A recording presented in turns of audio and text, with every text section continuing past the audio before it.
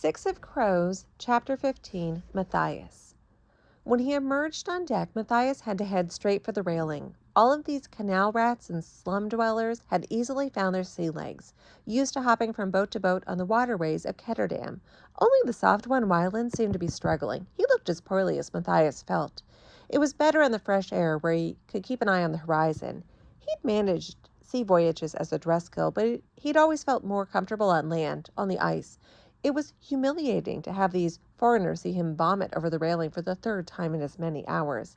At least Nina wasn't here to witness that particular shame. He kept thinking of her in that cabin, ministering to the bronze girl, all concern and kindness and fatigue. She looked so weary. It was a mistake, she'd said, to have him branded as a slaver, tossed onto a curt-ship, and thrown in jail. She claimed she'd tried to set things right, but even if that were true, what did it matter? Her kind had no honor. She'd proven that. Someone had brewed coffee, and he saw the crew drinking it from copper mugs with ceramic lids. The thought to bring Nina a cup entered his head, and he crushed it. He didn't need to tend to her or tell Breaker that she could use relief. He clenched his fingers, looked at the scabbed knuckles. She had seeded such weakness in him. Breaker gestured Matthias over to where he, Jesper, and Wyland had gathered on the forecastle deck to examine plans of the ice court away from the eyes and ears of the crew. The sight of those drawings was like a knife to his heart. The walls, the gates, the guards. They should have dissuaded these fools, but apparently he was as much a fool as the rest of them. Why aren't there names on anything? Breaker asked, gesturing at the plans. I don't know Fjordan, and we need the details right, Wyland said. Helfer should do it. He drew back when he saw Matthias's expression. I'm just doing my job. Stop glaring at me. No, Matthias growled. Here, Kaz said, tossing him a tiny, clear disc that winked in the sun. The demon had propped himself on a barrel and was leaning against the mast, his bad leg elevated on a coil of rope, the cursed walking stick resting on his lap. Matthias liked to imagine breaking it into splinters and feeding them to Breaker one by one. What is it? One of Rosk's new inventions. Wyland's head popped up. I thought he did demo work. He does everything, said Jesper. Wedge it between your back teeth, Kez said as he handed the disc to the others, but don't bite down. Wyland started to sputter and cough, clawing at his mouth. A transparent film had spread over his lips. It bulged like a frog's gullet as he tried to breathe. His eyes darted left and right in panic. Jesper started laughing, and Kaz just shook his head. I told you not to bite down, Wyland. Breathe through your nose. The boy took deep inhales, nostrils flaring. Easy, said Jesper. You're going to make yourself pass out. What is this? Asked Matthias, still holding the tiny disc in his palm. Kaz pushed his deep into his mouth, wiggling it between his teeth. Baleen. I'd planned to save these, but after that ambush, I don't know what kind of trouble we may run into on the open sea. If you go over and can't come up for air, wiggle it free and bite down. It will buy you 10 minutes of breathing time, less if you panic, he said with a meaningful look at Wyland. He gave the boy another piece of baleen. Be careful with that one. Then he tapped the ice court plans. Names, Helfer, all of them. Reluctantly, Matthias picked up the pen and ink Wyland had laid out and began to scratch in the names of the buildings and surrounding roads. Somehow doing it himself felt even more treasonous. Part of him wondered if he could simply find a way to separate from the group once they got there, reveal their location, thereby win his way back into the good graces of his government. Would anyone at the ice court even recognize him? He was probably believed to be dead, drowned in the shipwreck that had killed his closest friends and Commander Brum. He had no proof of his true identity. He would be a stranger who had no business in the ice court, and by the time he got anyone to listen... You're holding back, Breaker said, his dark eyes trained on Matthias. Matthias ignored the shiver that passed through him. Sometimes it was like the demon could read minds. I'm telling you what I know. Your conscience is interfering with your mind. Remember the terms of our deal, Helver. All right, Matthias said, his anger rising. You want my expertise? Your plan won't work. You don't even know my plan. It's through the prison. Out through the embassy? As a start, it can't be done. The prison sector is completely isolated from the rest of the ice court. It isn't connected to the embassy. There's no way to reach it from there. It has a roof, doesn't it?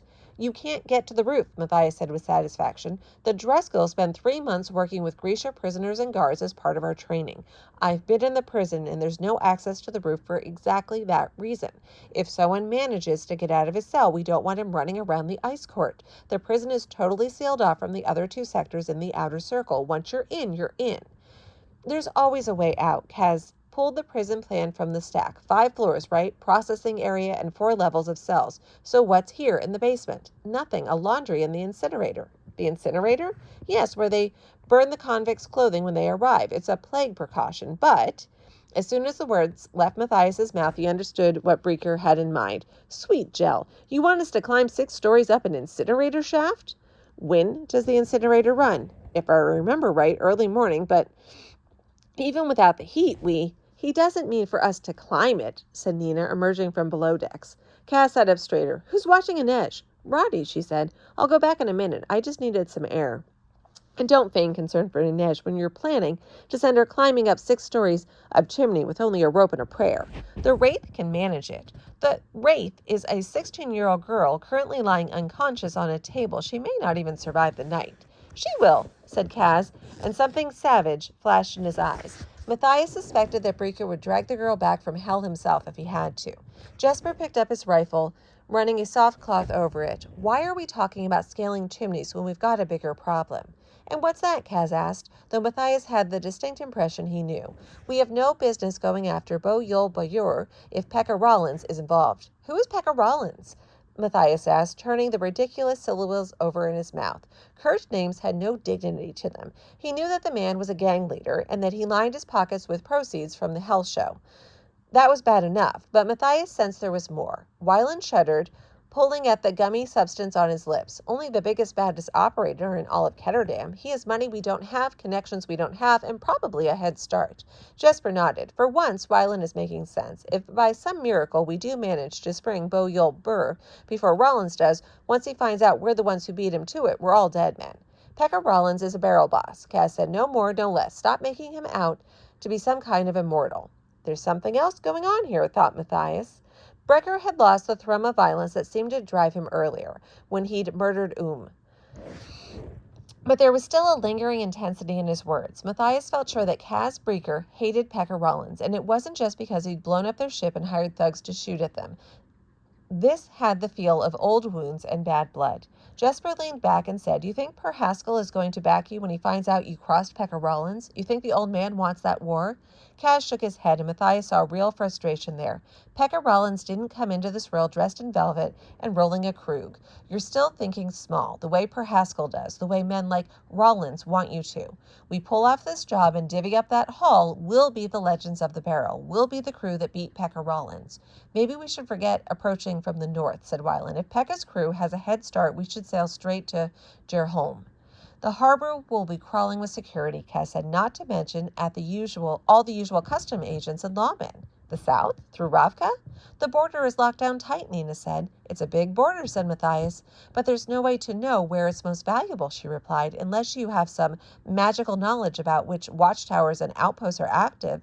Besides, if we enter from Ravka, we have to contend with the Ravkins and Fjordans. What she said made sense, but it unnerved him.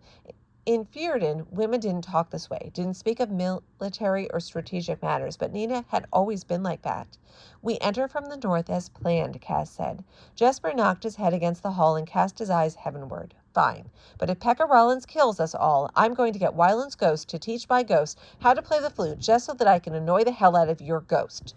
Breaker's lips quirked. I'll just hire Matthias's ghost to kick your ghost's ass. My ghost won't associate with your ghost, Matthias said primly, and then wondered if the sea air was rotting his brain.